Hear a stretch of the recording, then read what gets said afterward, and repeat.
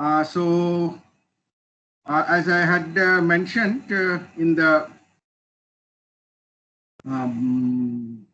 tutorial last Saturday, that we have now closed on module 7, which was on I'm sorry, module 5, not 7. Module 5, which was on intermediate code translation. So we have discussed in depth in terms of various front-end language features and how to translate them into 3-address code and how to create the corresponding symbol table of information. So this is the point where we start discussing on the target code generation, which is kind of, we are getting into the back end now. So we will slowly start getting aware of the target machine, and we'll start making references to the variety of different aspects that Professor ISG has been discussing on in the laboratory lectures. But most importantly, we will deal with a whole lot of optimization issues and optimization techniques, because when we have been generating code, 3-address code from the syntax directed process, we had been very liberal in terms of how we generate code, how we create temporaries, and we were liberally creating them and really not taking a deep look into the variety of different options for semantic processes, optimizations that are possible. So in starting from today in this module and in the subsequent modules, we will discuss the target code generation and variety of techniques primarily for optimization. That would be the main focus. I hope the presentation is visible. Right, Ayesha? Yes, it is visible. Okay. So this is the basic objective of the module, the current module, module 7. Module 6 was a runtime, which Professor ISG has been discussing and will continue in this Thursday again. So here we try to understand the target code generation process and some basic issues in optimization. We talk a little bit about how to bind memory to the different variable, and very specifically, we start discussing on the issues of allocating registers. And then we talk about the basic flow of translation to target code, the assembly code, and optimization issues for the target code. So the current module would be more like an overview module, and then we'll take specific issues, specific parts of these objectives in separate modules and discuss them in depth, some of them in multiple modules. So this is the overview. So when we start this target code generation process, the basic assumption that we are making right now is that our target machine is x86 32 bits. It could be 64 bits also, won't change things significantly.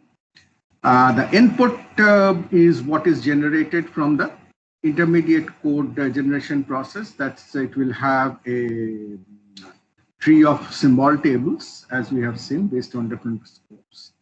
We'll have possibly table of labels. We'll have a table of constants, and of course the whole quad array of the 3-address code. So this is our input to target code generation, and the output is expectedly a list of assembly instructions, that is the translated ones, after optimization and translation.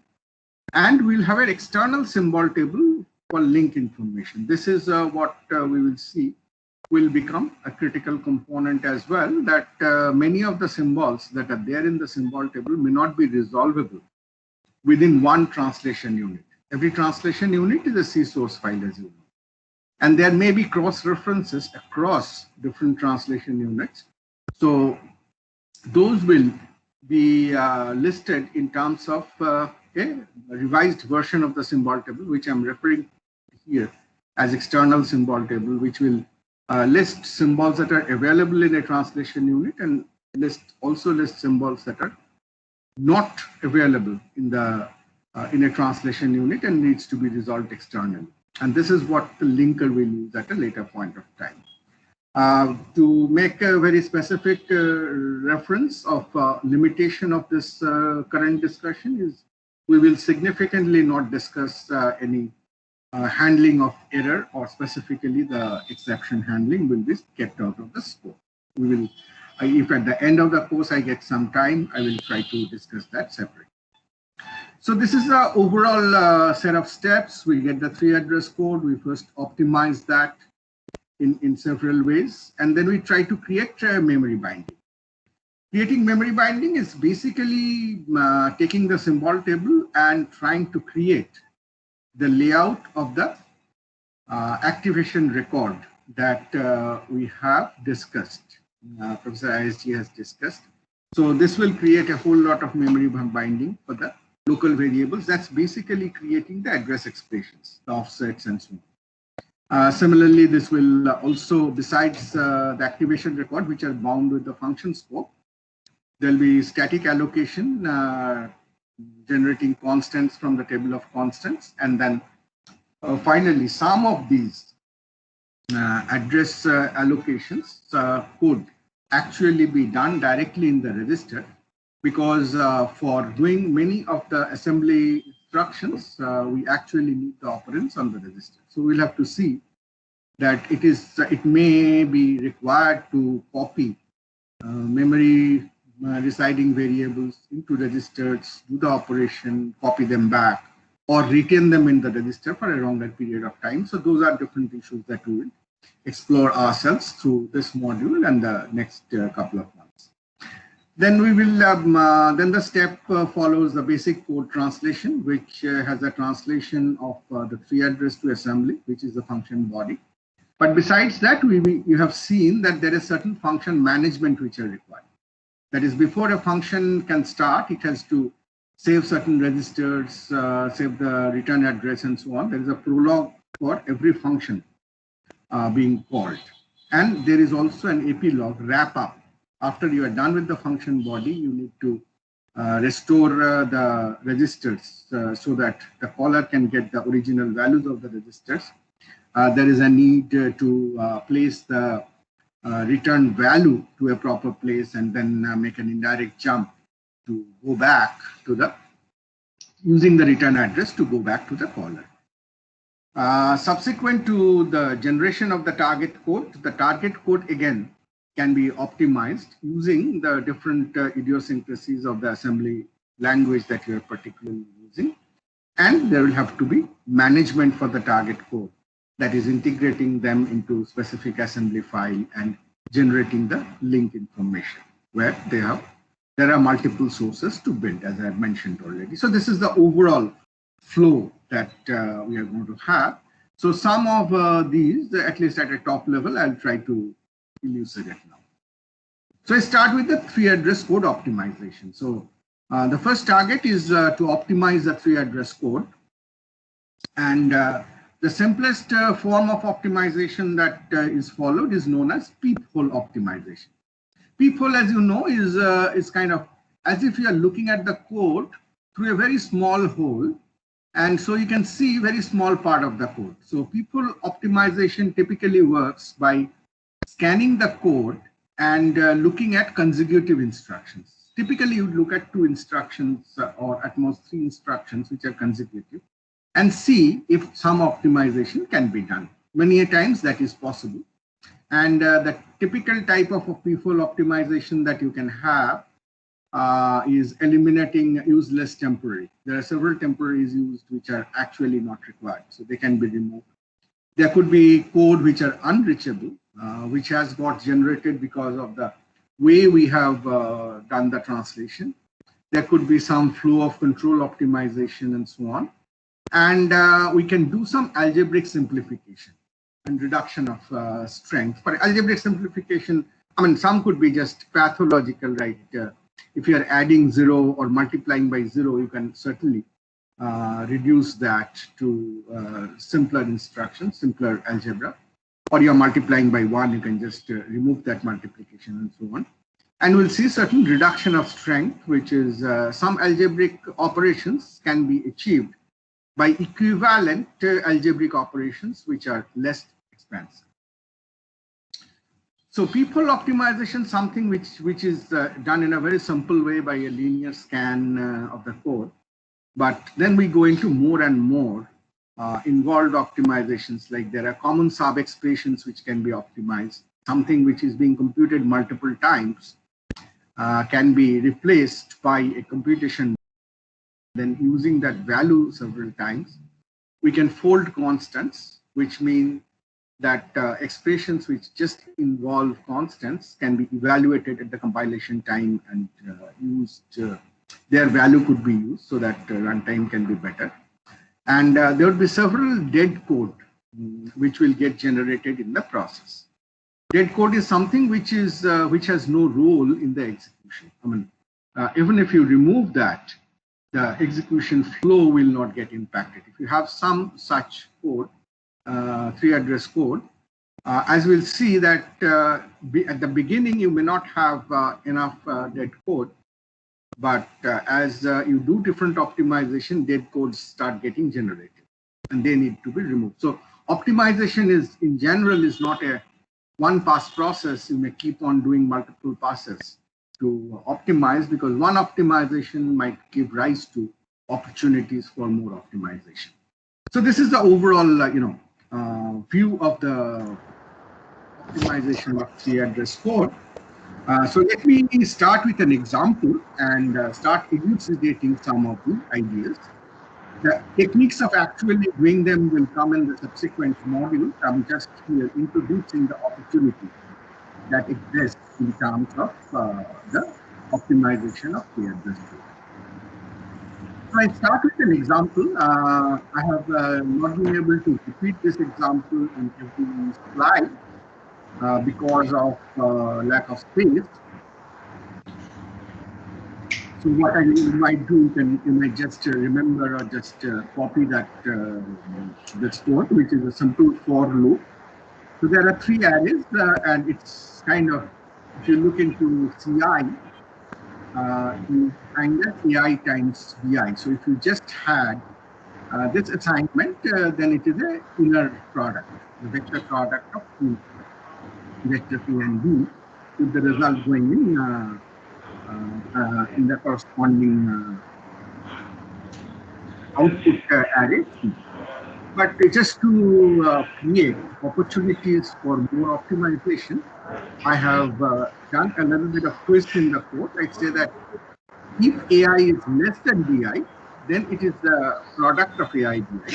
But otherwise, CI would be 0. So let's say, I mean, don't think about what is the meaning of this code, but if let's say this is the code.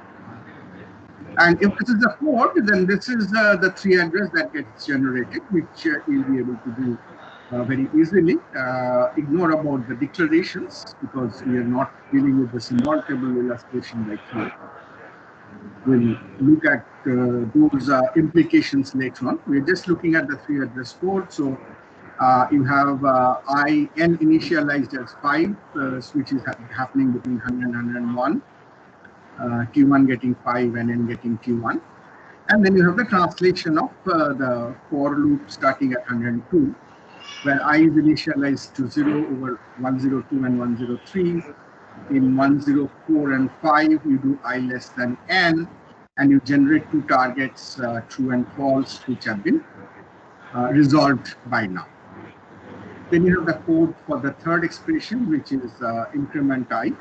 So since this is a post increment, in T3 you remember the original value. This is what your logic will do. It is a different matter that that original value is not used in this case. So optimization will have to remove that.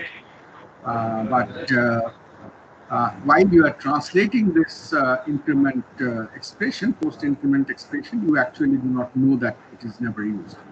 So you use that. So that is 106 to 7. Then you have to jump on to the test. So you go to 104, which is I less than n.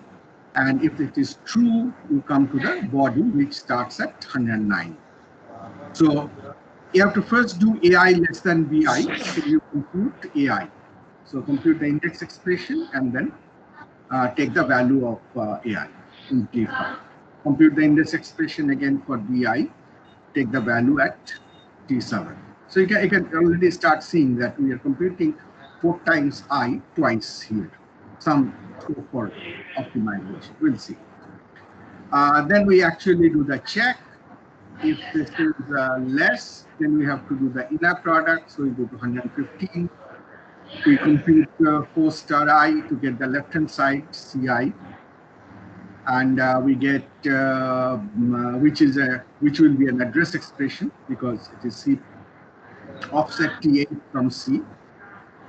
Then we compute in 117.18 we compute AI, 1920 we compute BI. Then we compute the product in 121, and we finally assign the product value to CI, and we are using dereferencing of T9 because it's an address reference. So at that location, we are assigning it. And after having done that, we go back to 106, which is the third expression to increment I plus 1. If this condition were false at 113, then we go to 124. Again, we compute the reference for CI and take the constant 0 in T17 and assign it there. And once it is done in 106, we go to the I increment operator. Finally, when in the Boolean condition I less than n, it gets false, we go to 129, which is the return at the end. So this is the translation as you all would understand. So now if you look at this, you can see immediately, if you just keep on traversing this code one after the other and keep on looking at 3 address codes in pair, you will see opportunities for optimization. For example, 5 is assigned to T1 and T1 is assigned to N. Now, you know that we are following a strategy that every time we need a temporary, we create a new temporary. Right, so one T1 is created and then it is used. You know that it is done with, right? So you can here, you know the value of T1 is 5 and then T1 is being assigned to N. You can club these two to say that 5 is being assigned to N. Between 102 and 103. Number 107. Hello? Actually, in line number 107, there appears to be a typo. It should be I equal to T3 plus 1, I think. No, it is not. It is an increment expression. T3 is kept because it's a post increment. So the value of the expression is I assigned I plus 1 is a side effect. Okay, fine. This expression is actually T3. And that value is not used, so T3 does not get used. So if we would have done some J assigned I plus plus, then J would have been assigned T3. Right? That is the reason it does not, T3 does not get used here. Because it's not I plus plus is simply I assigned I plus 1. Right? So that is the reason. Okay. Going back between 102 and 103, again, you can see, you can peep hole and take this 0 and assign it to I. So similar things you can do. Keep on doing. So let's see, I go to the next where I show this by XXX. I'm showing by def use, I'm showing here, but these propagations happening. So between these two, def transfer define and use transfer use of that. So here, T1 is defined as 5 and used, if you go get back to the earlier one, used in being assigned to N. So you have a def use pair here, and where one definition is being used immediately, so I can put that value directly. And once I do that, then T1 assigned 5 becomes a useless 3 address code. It kind of is dead because it has no further use. Similar thing happens between I102 and 103. T3, once you do the scan, you'll find that T3 is not used anywhere. So it's an unused 3 address port. So these are for example, if you look at 126 and 127, you have another diffuse pair.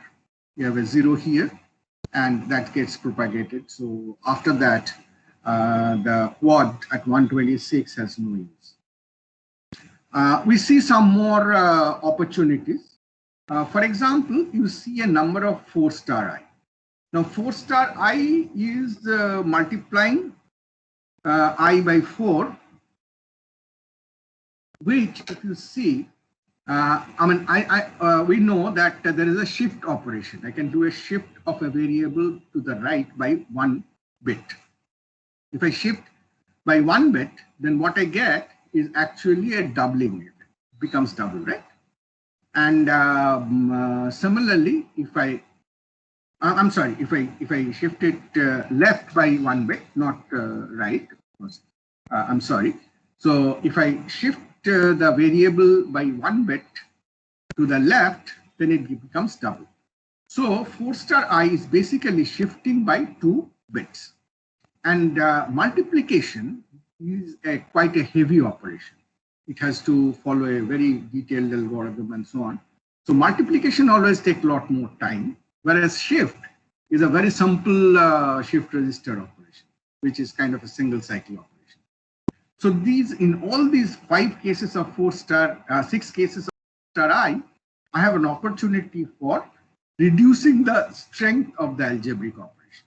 It can be made simpler. I'm just illustrating, not all of that. These are not people cases, but these are the opportunities that exist. Then let's look at another interesting point in 113, 114. You can see that in 113, I have a jump to 120, which is when I'm done. Because this is, I'm sorry, at 124, not I'm done. I come to this C star CI. What happens if this is less than BI? Then it does this. If it is greater than equal to, then it does CI assigned 0. So if it is 124, then I go to this point, 124. Sorry, please look at the inner numbers, not at the outer numbers. Outer numbers are after optimization. So at 124, you have CI assigned 0. So you jump. Otherwise, you go to 115. Now, what is 115? 115, deciding at 114 is just going to the next quad, right? So you have basically a jump over jump. You're jumping over one jump. So you could actually get rid of this 115 because this is in any case fall through to 115, right? So these are the different possibilities. So what I have done is after doing the peephole optimization, that is T1 assigned 5 is not required. Then T3 is not required. Sorry, T2 assigned 0 is not required. T3 assigned I is not required. Similarly, here your jump is not required, which you can find out from peephole because your whole idea is looking at consecutive instructions. So you look at 114 and 115, and you find that you have an unconditional go to at 114, which is taking you to 115. So naturally, that's same as fall through. So you can get rid of 114. And finally, you can get rid of 126, which is also after propagation to the peephole is useless. So outer numbers are the renumbered quads. So you can see that T1 assigned 5, T2 assigned 0, number 2, T3 assigned I, go to 115, and T17 assigned 0. These 5 quads are not required after this people optimization. So your code, which was 33 address code, 100 to 129, now becomes 25 code with outer numbers 100 to 124. Right? So we now have so I clean up those, and I now have a more clean code. What I have also done, we have seen the strength reductions possibilities here. So I've also reduced the strength. I've made them into left shift. Right. So in every such, you are either getting rid of some variables which reduce your memory footprint. You are getting rid of certain unnecessary assignments, which is optimization of time. You are getting rid of jumps, which are again optimizations of time. You are you are reducing the strength of operators. So that also is optimization of time. So in overall, we have reduced the time to a good extent. Now we can make some very interesting observations. So I go to the next slide. What I say, if you look at this, we are computing I left shift 2 into T4. And then we are again computing this in T6. Naturally, this second computation is not required. I have a sub-expression I left shift 2, which has been computed here again. So this is what we call a common sub-expression. A sub-expression which is common between quad 106 and quad 108. So I can mark them. The similar thing I find in T8, that it has the same sub-expression as T4. Now, you can say that, well, there is a jump in between, but that does not matter because I has not changed in between. Since I has not changed, whatever I compute at 106 with 2 left shift of I into T4 is going to be the same computation when I do I left shift 2 into T8 in 111. Same thing will happen in 113. Same I get at 115 in T12. Same I get at 120 in T15. So you can see that all of these 1, 2, 3, 4, 5, 6 are basically common sub-expression. They're common because you have the same expression, and from the computation of the first expression to the rest, I has not changed. If I would have been changed in between, then certainly you would not have been able to say that they are common, because if I would have been changed, then 4 times I or 2 left shift of I would have been a different value. So that since that has not happened, so these are all common sub-expressions. So what I can say that once I know I is left shifted by 2 into T4, in T6, I don't need to recompute. I can just use T4. What I do here, you see below, I just, in every case, I actually use the value T4. I use the value T4 in 111, T4 in 113, T4 in 115. I use T4 in 120 and so on. Now, of course, this cannot be done by people optimization. We need smarter techniques for doing that, and that is what we are going to discuss subsequently. But I'm just illustrating what are the possibilities. Now I can see that, so I'm going to the next slide.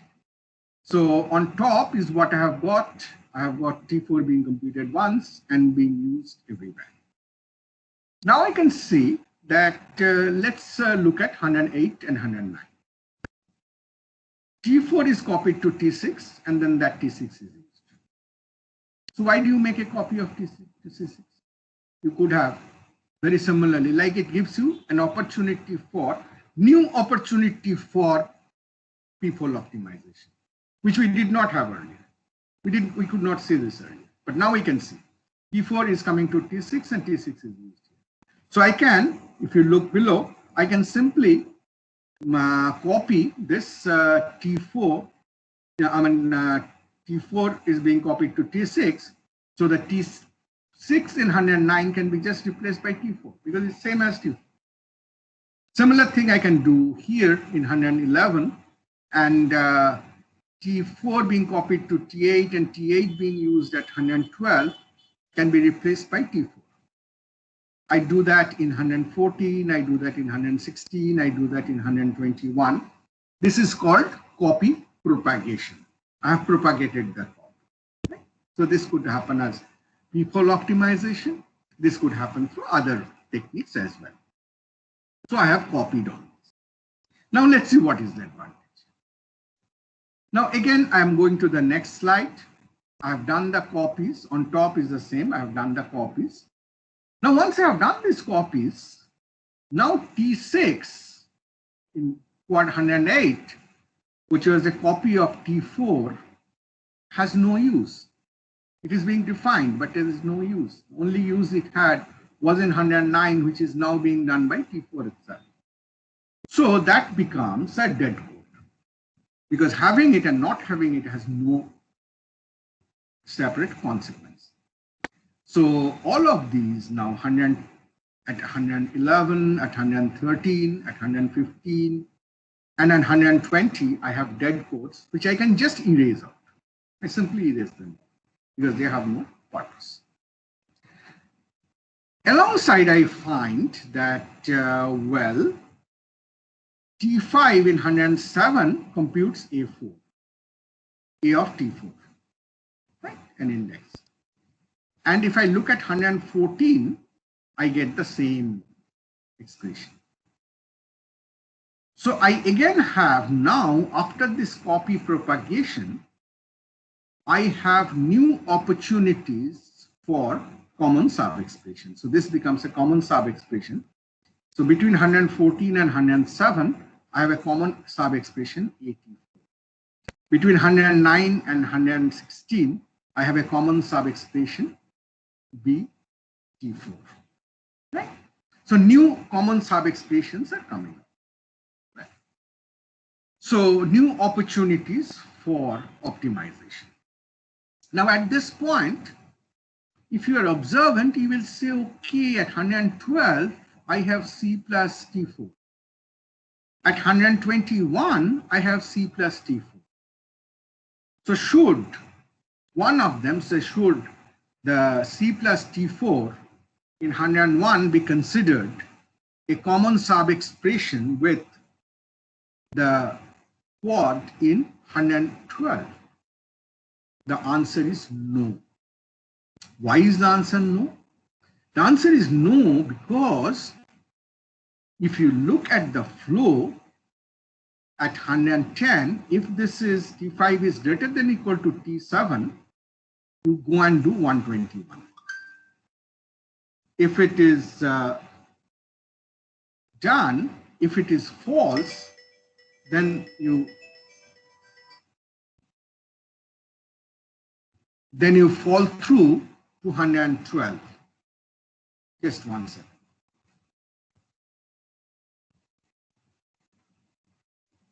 Just one second.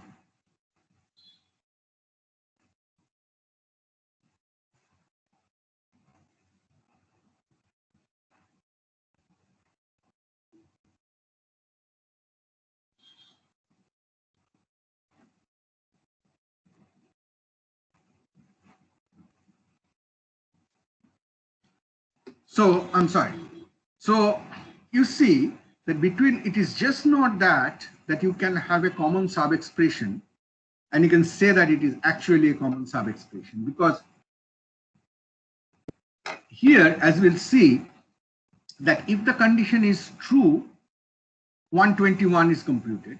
If the condition is false, 112 is computed. So you cannot assume that the value has been computed in 112 and the same can be used in 120. It would be wrong to assume that. Right? So you can very clearly see that the peephole by itself cannot decide this. We have to look at the logical flow of the code to understand what actually is common and what is not. And then we'll look at those features. So now let us be happy with just two common sub-expressions that we have got in 114 and 116, which have no flow issues because these are the original values for these are computed before the branching was done. So no matter which way the branching happens, these have already been computed in 107 and 109. Okay? So this is, let us move on. So I again repeat that same code. We have the common sub-expressions here. So what we do is we do copy propagation. We have already learned. So T5 comes into 114, T7 comes into 116. Okay? Now, as we get these copies done, then naturally we can propagate them into 117 as well, which was originally T11 into T13, now becomes T5 into T7. And you can easily see that what happens is when this will happen, then the next step will be that T11 and T13 becomes useless. They can be removed. In addition, we can say that n is 5, and here I was doing I less than n. So this variable n is not used anywhere else, and this 5 is not going to change. 5 is a constant. I mean, if it's 5 here, is it 5 here, and though a lot of times you will come back to 102, in the whole of the code, n is not changed at all. So n is a constant over the code. Again, it's not something that you can decide by people.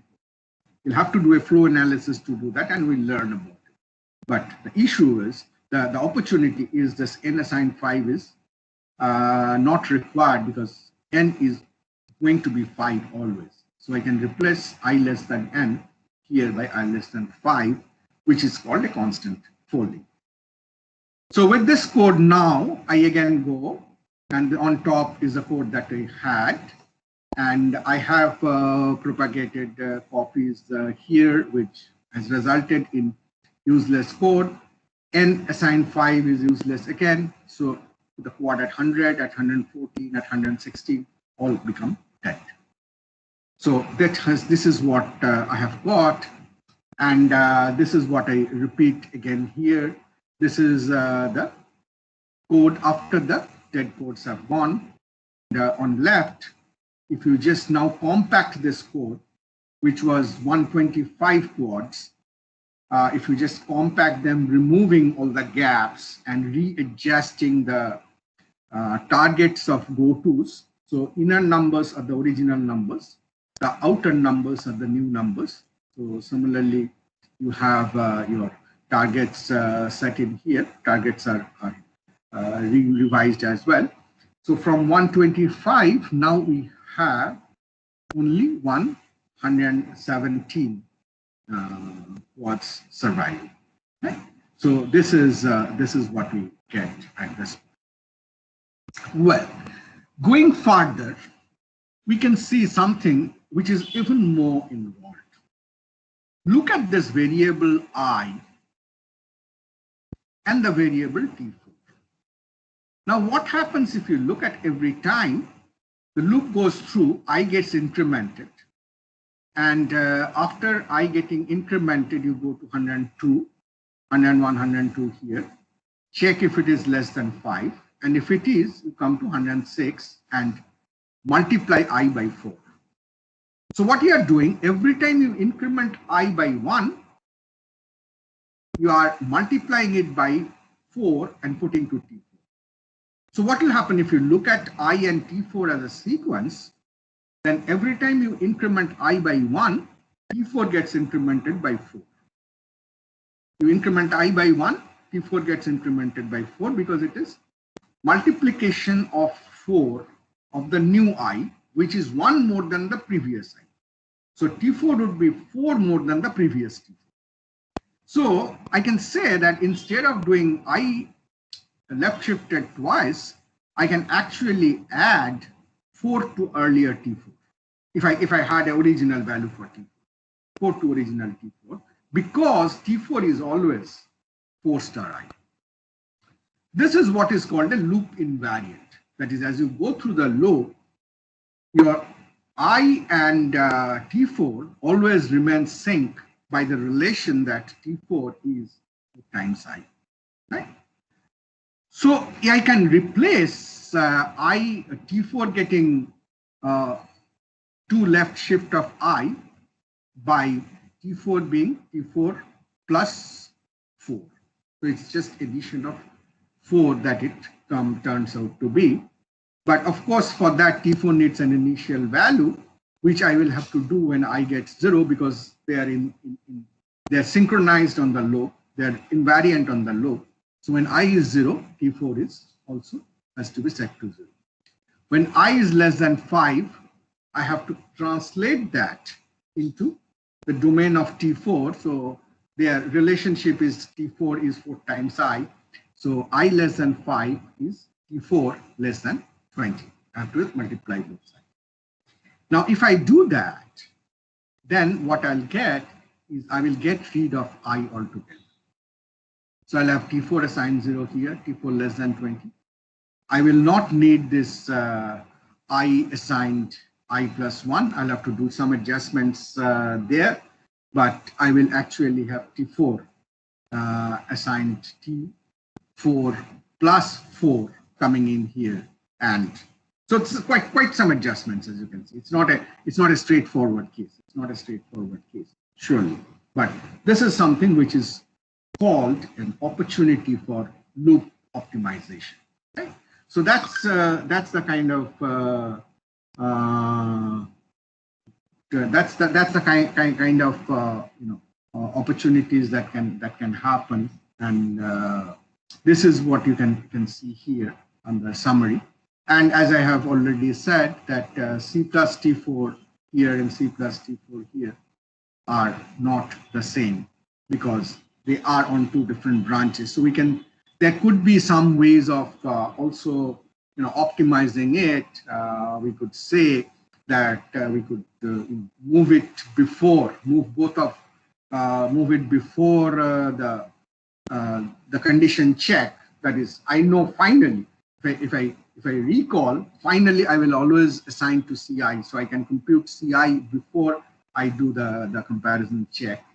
But that may not really give you much optimization, because in any case, on 2 different branches, we are computing any one of them, not both of them ever.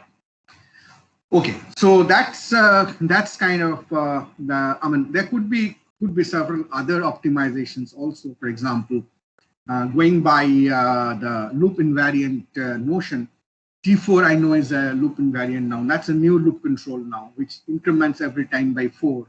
C is a constant. So if C is a constant, then C plus T4 also actually is getting incremented by 4 every time. So T9 can also be thought of as going as T9 plus 4. T16 is actually going as T16 plus 4. Right. So there are different new loop invariants which might come in and give you more opportunities for optimizing the code.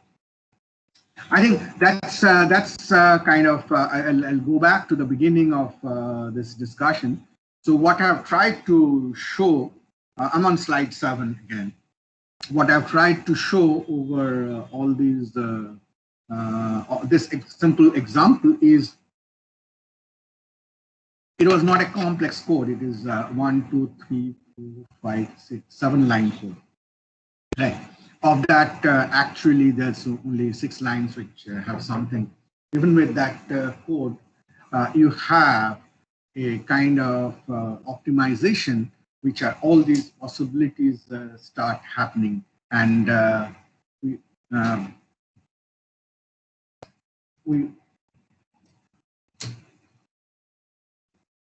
so all these possibilities start happening here. And we have been able to do a significant amount of people optimization. We have been able to eliminate common sub-expressions by some deeper analysis. We have been able to fold constant and eliminate a whole lot of dead code. And by this, the code can really be compacted quite a lot. So let me stop here briefly and see how there are questions that are coming up.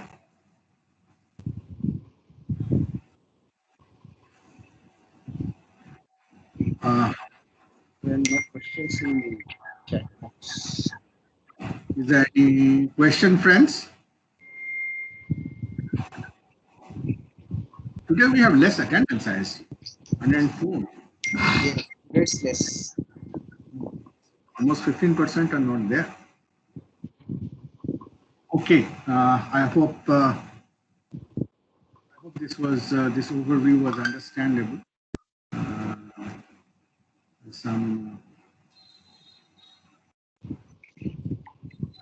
Shubham, how do I detect dead code blocks? How will come? I'm an overview of the opportunities of what we can optimize. How we do that is what is going to be the coverage content for module 8, module 9, and part as well. So we will see there's a whole lot of approaches on control flow graph, which we'll do tomorrow, and using the control flow graph and different techniques that relate to the control flow graph, and then subsequently we will introduce you to DFA, data flow analysis. So I cannot give you that answer right away, but it is based on it. Is there an upper bound on the number of optimization phases? Usually there is, Srihash. So you have seen that compilers give you an optimization level. Whether you are doing no optimization, like you are doing a debug build. Debug build is not typically optimized beyond a simple people and all that. But a lot of optimizations are not actually available. And then 1, 2, 3, even 4 level of optimization that decides as to what algorithms you are applying, and more optimization. So final production optimization may need multiple optimization passes, and therefore it depends often on how many passes you do based on the optimization level that chosen. So it's primarily based on that. And then the way I have explained right now, it may not actually be a non-converging process of you keep on optimizing. When we form the control flow graph and subsequently do the data flow, you will see that in one go, we may be able to get the effect of multiple passes together. So it may typically be 3 or 4 passes that you do, and not all of that need to go through the whole code. There are different localized and globalized strategies for optimization. Right, so all those are going to come. All those are going to come as we do module 8 and module 9. Okay. So in the remaining time, let me just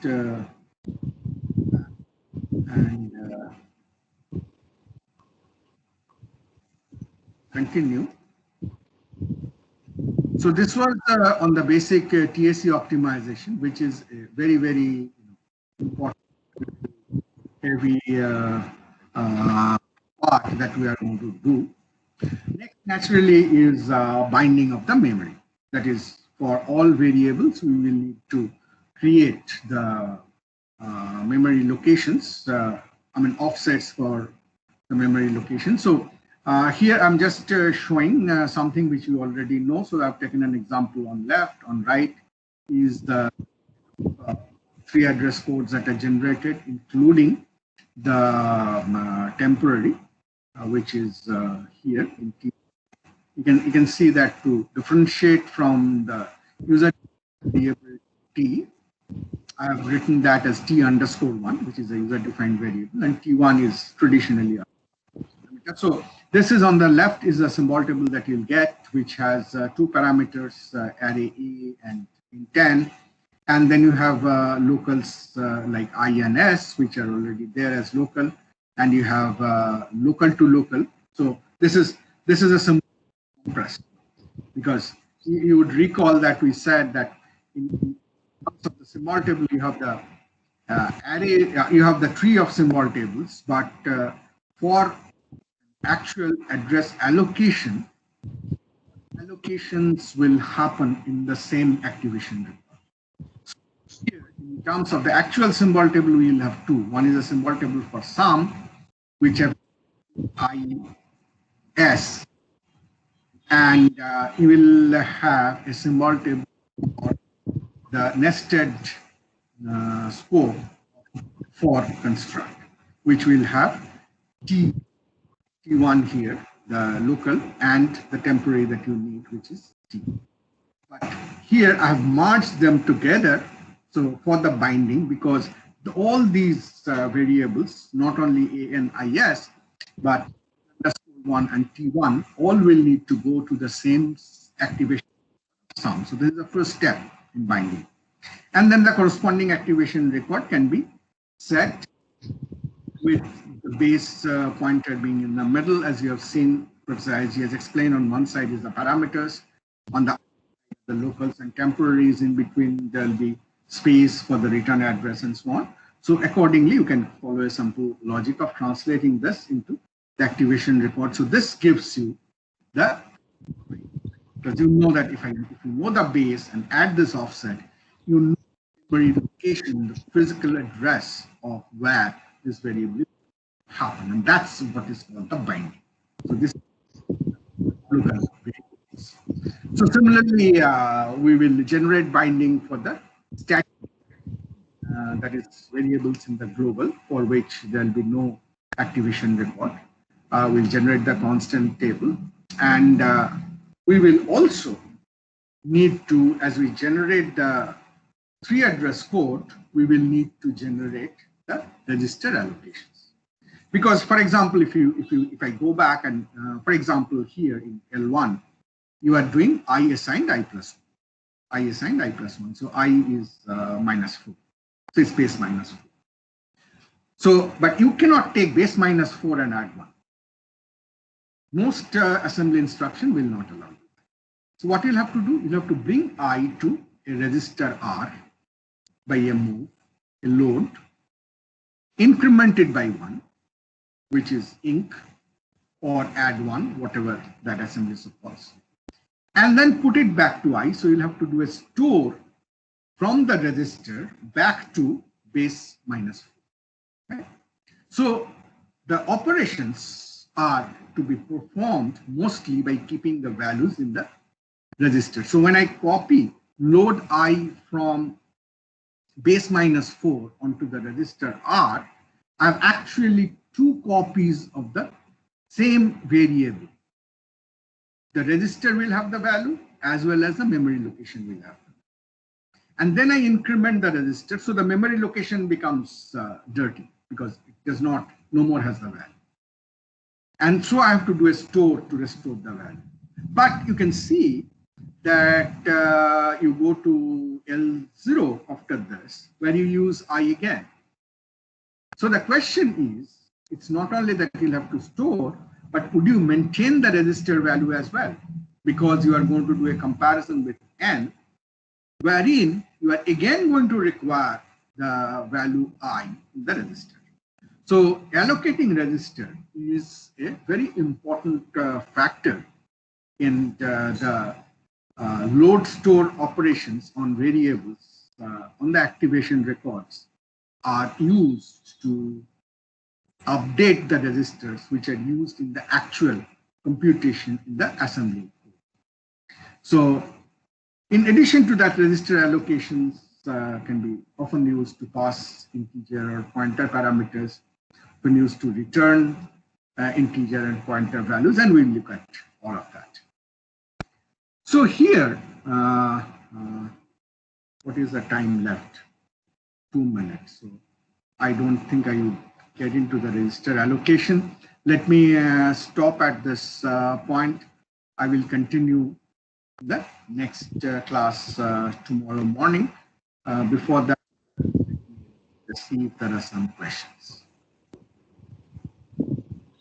So we have seen the optimizations, variety of optimization opportunities, including the peephole, and I have just explained the basics of memory binding, that variables are now being bound to memory address, which are expressions, address expression based on the activation record, which is outside the expression, or they could be registers that are allocated to hold that value of that variable for a while, and the register is updated from the memory through a load instruction, or a memory could be updated from the register store instruction, and for quite some time the memory and the register may maintain the same value of the variable, or they may have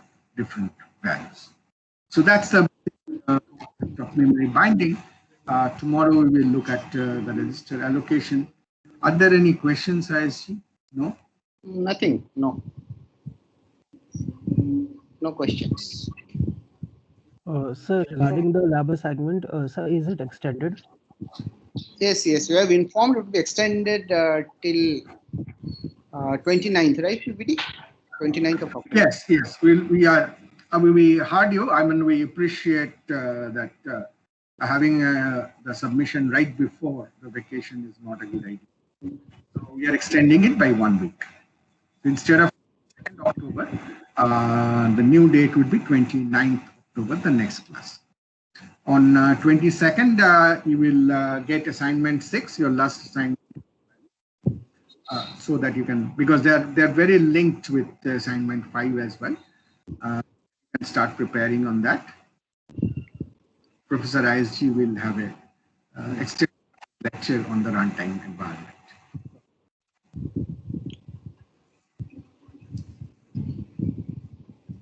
Any other question, friends?